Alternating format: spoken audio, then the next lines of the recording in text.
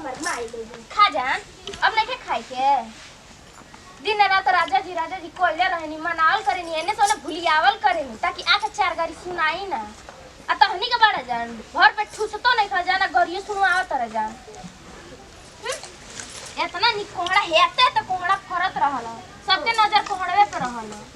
हई बड़ी हई मैं खातो नहीं छी ल खा ल फुर ल खाए के पिए के बत नहीं नहीं जने से आओ ने से गाड़ी सुनवा भाई बुआ हमर सोना अले ले आजा चढ़ जा आ बाप रे भई न देखो क्या काम हुए बात उन्हीं काम हो गया अब जात नहीं कि बहरी लावे कोई कुछ लेना होना ते जन फरत हो तो कोहड़ा वाला वो खा रहते न बताओ तने बाजी आओ तन तो बहुत नाटक हुइल बाटे बहरी नहीं कि आ सकत लेना करे खाती या खाली घरी में जो चले तो करी इतना बढ़िया फोट लगा हम सब्जी तो खाता नहीं के ठंडी में वजह वे काम बन कर बताओ तने भी घर से तुमको केना बारू सुनाई जाला कुछ कहां जी लौकेला आओ तनी रुक जाई बाबू ई मेरा इसमें रोज बच्चे के संग खेलत बाबू ओए चुप का है जी खाई क्या करन बड़ू कितना नि खरगोश के बच्चा खान लागा नीचे पर नीचे पे रखो नीचे रखो पहले तू कहले भाई तो तार कर तू चले बताओ तनी हौका कइले बड़ी हो का हम तो लोग नहीं दिखे हौका भी हो हौका भी बताओ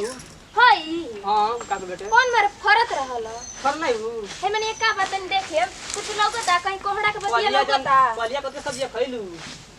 लौकी रहे कोड़ा रहे बात जी लौकी रहे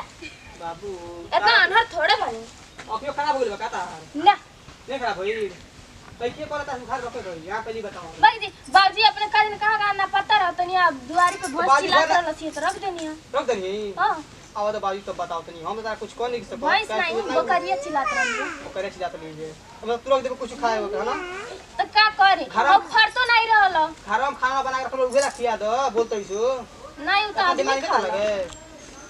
ना खराब तो हटी दुकान से चली नहीं और बच्चों को भगा देनी है हां खाली पारान खाली बचे हम बस है ना नहीं तो रंग बस का है कर आगे तोरी देखे पता चली आओ तन भाई तो बताओ तुम आई बता दिया चलिए आकन जमना तब ठमका तू का चिल्लात रहे चल नहीं गले उतना ते आवाज सुना तो का कइली का आवाज सुना तो धीरे से निकल गले अब शुरू कर अरे जरूर इतना खतरनाक गाना गाओ तने एक बार गा दो तो सीधे 1-2 सेकंड गाड़ी सीधे 2 मिनट लग जात ने रे गले हौ देख के कहिया का रेत रे कहिया आइल त चल ए रुक कर औ हेली दे